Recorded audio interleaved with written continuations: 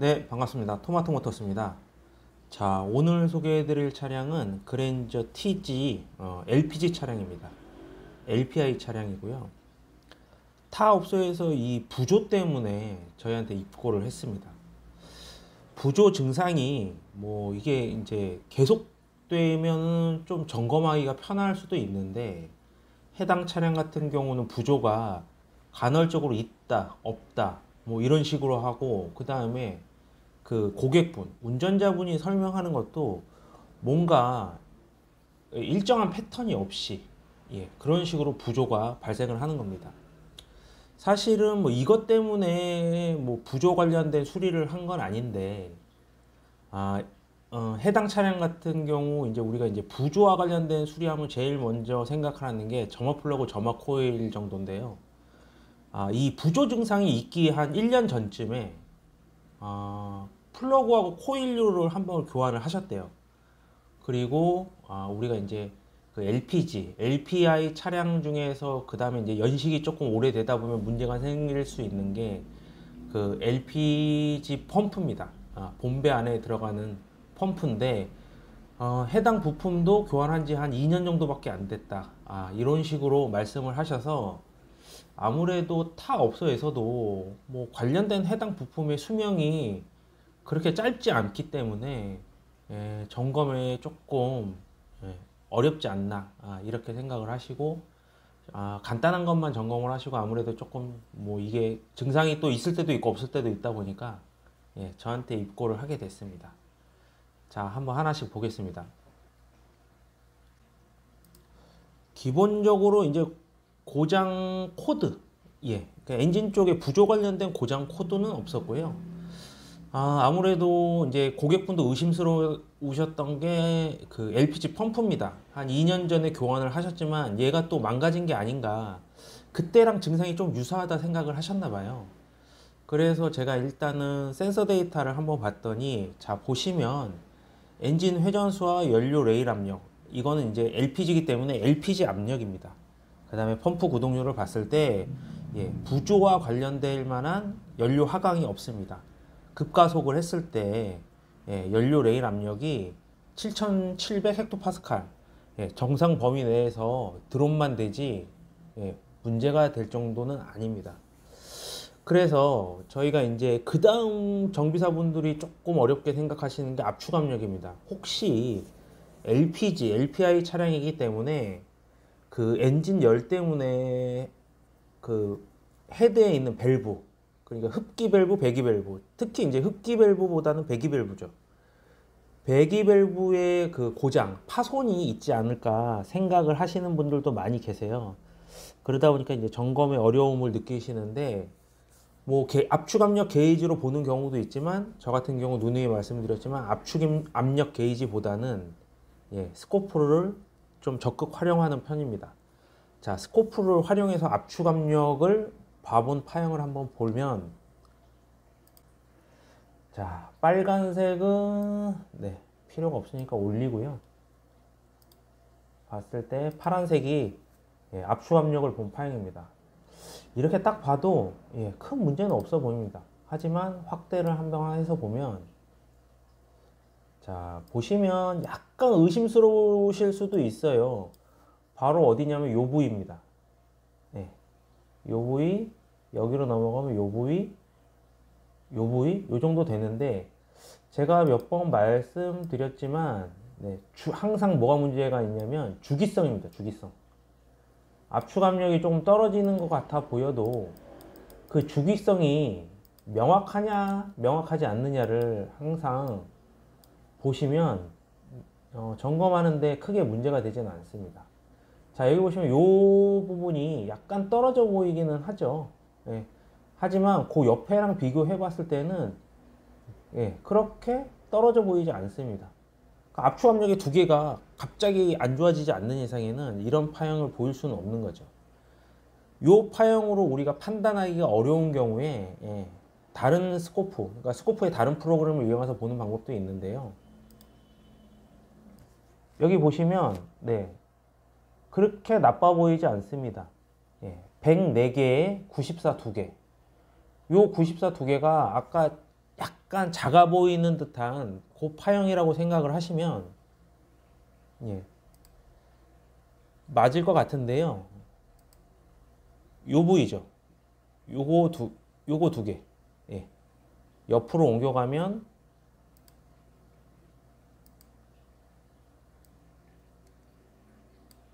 요거 두 개 정도 되겠죠. 예, 순서로 봤을 때.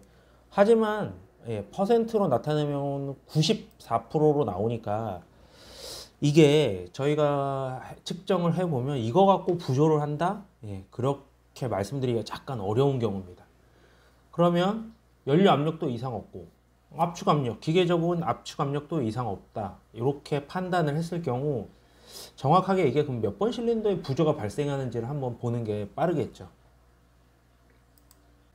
그 파형을 봤더니 이 파형이 나옵니다. 네, 크랑크 각 센서와 초록색은 2번 코일이고요. 이 상태가 어떻게 보면은 부조를 거의 안 하고 있는 상태입니다. 사실은 부조를 거의 안 하고 있는 상태고 차주분도 잘 못 느끼는 상황이긴 한데요. 이게 부조가 있으면 이거보다 좀 더 심해지겠죠. 근데 공회전 상태에서 부조가 없는 듯이 보이지만 예, 부조를 미세하게 아주 살짝씩 하고 있습니다. 그 부위가 어디냐면 바로 요 부위인데요. 예, 확대를 한번 해서 보겠습니다. 확대를 한번 해서 보면 요 부위겠죠. 예, 요 부위가 그럼 몇 번 실린더냐면 여기가 2번이니까요. 3, 4, 5번 실린더입니다. 그러면 5번 실린더의 파워 밸런스가 떨어지고 그 다음 6번, 그 다음 1번인데 1번도 파워 밸런스가 약간 떨어지는 거 아니냐 이렇게 말씀하실 수도 있는데 맞습니다. 하지만 주기적으로 봤을 때는 5번이 맞는 거죠. 바로 옆을 보시면 다른 파형에 비해서 5번 실린더 파형이 확실히 떨어지고 그 다음에 1번은 복귀를 하고 있습니다. 그 옆에도 보시면 2, 3, 4, 5번이 파워 밸런스가 떨어지고 6, 1이라는 거죠. 1보다는 당연히 5번의 파워 밸런스가 떨어지고 있습니다. 그러면은 주기성으로 봤을 때 이 해당 차량의 실화 부조가 그 다기통 부조가 아닌 단기통 부조라고 확인이 되는 거죠. 그러면 우리가 단기통 부조면 접근하기가 굉장히 쉬워집니다. 왜냐하면 기계적으로 문제가 있지 않는 이상엔 연료하고 그 다음에 점화 요 정도만 보면 되는데 연료 압력은 일단 이상 없다고 확인이 됐고 기계적으로는 압축 압력인데 압축 압력도 이상 없다고 판단이 되면 나머지는 점화 코일하고 점화 플러그 그 다음에 인젝터 요 정도 선에서 아마 해결이 될 듯해요. 그래서 자, 해당 차량 엔진을 보시면 앞쪽에 보여있는 부분이 2, 4, 6번 코일이고요. 뒤쪽 흡기 매니폴드 아래쪽에 있는 게 1, 3, 5 실린더인데 아마 요 해당 부위 5번 실린더에 약간 문제가 있지 않나.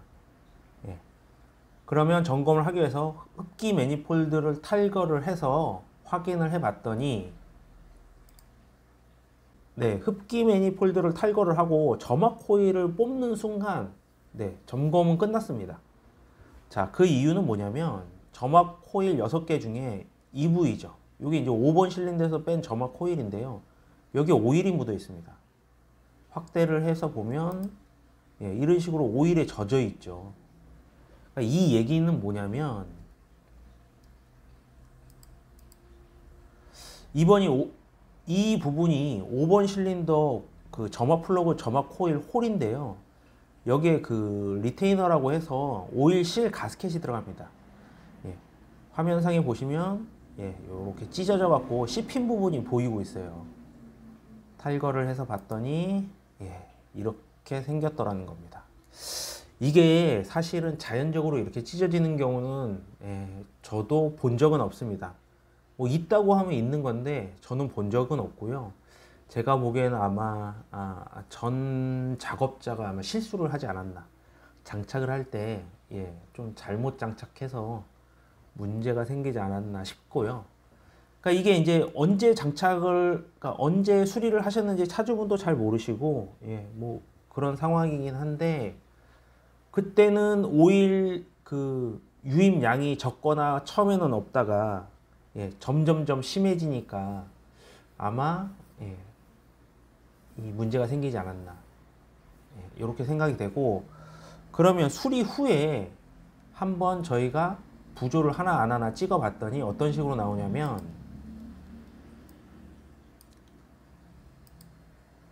자 보시면 아까와 똑같이 크랑크 각 센서와 점화 2번이 있고요. 자 확인을 해보면 딱 보셔도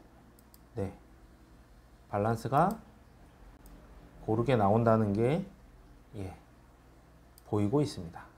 수리가 끝난 겁니다. 그러니까 해당 차량 같은 경우 부조를 했다 안 했다, 그리고 공회전 상태에서도 약간의 부족 기운은 있지만 이게 이제 점검이 쉽지 않다 보니까 조금 타 업체에서 놓치는 감이 있고요. 스코프가 있으면 뭐 그래도 뭐 다른 진단 방법에